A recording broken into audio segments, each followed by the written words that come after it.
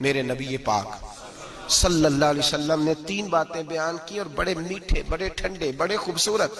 اس خدا را جنہوں نے بچیوں کے رشتے کرنے، منت کر رہا ہوں انہوں نے بچوں کے رشتے کرنے، خدا را ان کی بنیاد صحیح رکھنا. ہم تو ایک سائیڈ پہ ہو جائیں گے، بڑے لوگ تو بڑی جلدی کونوں میں گھس جائیں گے. ان کو آگ میں نہ جھونکنا. خدا را بیٹے کے ساتھ ظلم نہ کرنا، بیٹی کے ساتھ زیادتی نہ کرنا. ان کو ساری زندگی آپس میں جھگڑنے کے لیے تنہا نہ چھوڑ دینا. میرے نبی کریم صلی اللہ علیہ وسلم نے فرمایا 3 چیزیں دیکھ کے لوگ شادی کرتے ہیں. حضور کیا؟ اللہ کے حبیب نے فرمایا لوگ دولت دیکھ کے شادی کرتے ہیں. اپنی بیٹے اور بیٹے کی شادی دولت دیکھ کے نہ کرنا، دولت متکبر بنا دیتی. لفظ حدیث میں فرمایا نہ خالی دولت نہ دیکھنا، خالی دولت دیکھ کے شادی نہ کرنا، یہ متکبر بنا دے گی. اور جو بی دولت لے کے آئے گی، جب وہ خامد کو عزت نہیں دے رہی تو خامد کی ماں کا تو دوسرا حصہ ہے، خامد کے باپ کا تو تیسرا درجہ ہے، اس کے بہن بھائیوں کا تو چوتھا درجہ ہے. تو بھئی جو خامد کو ہی سمجھتی ہے کہ یہ تو میری دولت کے پیچھے آیا ہے تو کسی اور کو کس نظر سے وہ دیکھے گی؟ میرے نبی کریم علیہ السلام نے فرمایا لوگ چہرے کی ظاہری خوبصورتی دیکھ کے شادی کرتے ہیں، ظاہری خوبصورتی دیکھ کے، خالی حسن دیکھ کے شادی نہ کرنا، یہ تو سرکش بنا دیتا ہے.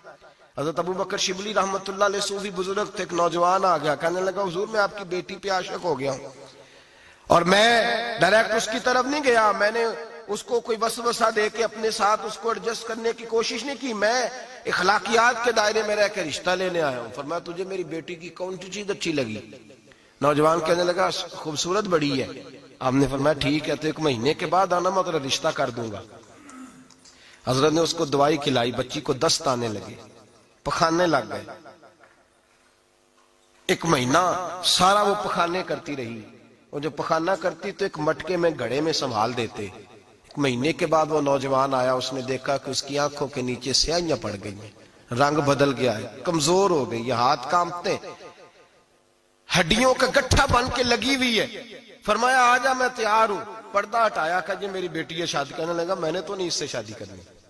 کہا تو کہتا تھا عشق ہو گیا ہے، پیار ہو گیا ہے. تو اس نے کہا صاحب میں تو اس کی خوبصورتی سے پیار کرتا تھا. تو آپ نے فرمایا اگر شادی کے بعد میری بیٹی بیمار ہو جاتی، اگر نکاح کے بعد اس کے حالات بگڑ جاتے تو کیا کرتا؟ آپ نے فرمایا ادھر آ میں تجھے بتاؤں تجھے پیار کس چیز کے ساتھ تھا. اس کا بازو پکڑا اور گند والے مٹکے پہ لے گئے. فرمایا تو اس گند سے پیار کرتا، یہ ہے تیری محبت. میرے نبی پاک صلی اللہ علیہ وسلم نے گھر ٹوٹنے سے بچانے کا نسخہ پہلے یہ بتایا. فرمایا خالی دولت دیکھ کے شادی نہ کرنا، دولت متکبر بنا دے گی.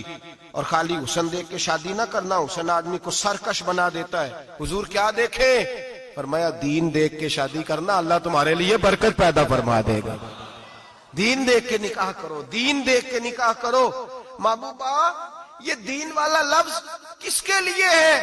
فرمایا ادھر آؤ، کائنات میں اگر اللہ نے سب سے شان والی بیٹی دی ہے تو مجھے دی ہے، اور میں اس علی کو دے رہا ہوں جس کا مکان بھی کوئی نہیں، کاروبار بھی کوئی نہیں، جس علی کا بظاہر کوئی بینک بیلنس نہیں، کوئی مربع نہیں، کوئی شے نہیں. حضور علی کے پاس کیا ہے؟ فرمایا میرا علی عشاء کے بعد قرآن شروع کرتا ہے تو فجر سے پہلے ختم کر دیتا ہے. میرا علی صبح کی نماز کے وقت تلاوت شروع کرتا ہے تو ظہر سے پہلے قرآن مجید پڑھ دیتا ہے. فرمایا رزق کھاتا ہے، تھوڑا کھاتا ہے پر حلال کا کھاتا ہے. فرمایا پاکیزہ روٹی کھاتا ہے، اور جب میدان میں نکلتا ہے تو برادری کے لیے نہیں نکلتا.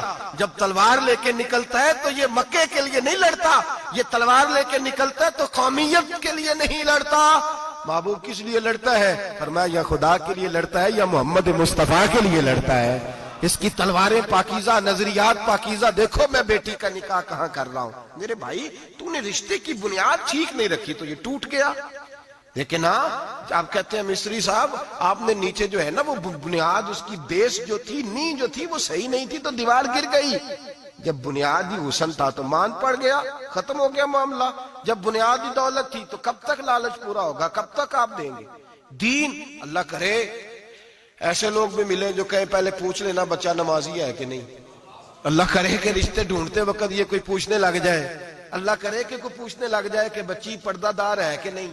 اللہ کرے کوئی پوچھنے لگ جائے کہ بچہ قرآن شریف کے ساتھ دلچسپی رکھتا ہے کہ نہیں. اسے حضور کی نعتیں اچھی لگتی ہیں کہ نہیں. وہ نبی پاک کے نام کا نعرہ لگانا جانتا ہے کہ نہیں. کبھی اس کی آنکھوں میں مصطفیٰ کے لیے کوئی آنسو آیا ہے کہ نہیں. کبھی وہ تڑپا ہے کہ نہیں, کبھی وہ رویا ہے کہ نہیں, کبھی اسے محبوب پاک علیہ السلام کی غلامی پہ ناز ہوا ہے کہ نہیں, کبھی ایسا ہوا ہے کہ وہ سر پہ پگڑی باندھ کے, چہرے پہ داڑھی سجا کے, سفید رنگ کا جوڑا پہن کے شیشے کے آگے کھڑے ہو کے کہتا ہو آج میں بڑا حسین لگ رہا ہوں اس لیے کہ میں اپنے محمد عربی کے لباس پہ لپٹا ہوا ہوں, اپنے رسول کا میں نے انداز اپنایا ہے. اللہ کرے ایسے بھی ہونے لگے. یہاں تک ہوتا ہے. اماں کہتی ہے بیٹے پیر صاحب سے کہنا تھوڑا موقع دیں, تیری شادی کر لیں, اس کے بعد ٹھیک ہے پھر داڑھی شاڑی. تو میں کہا کرتا ہوں بیوی لانی کاہے کو ہے جسے داڑھی پسند نہیں, لانی کاہے کو ہے جس کو داڑھی پسند نہیں.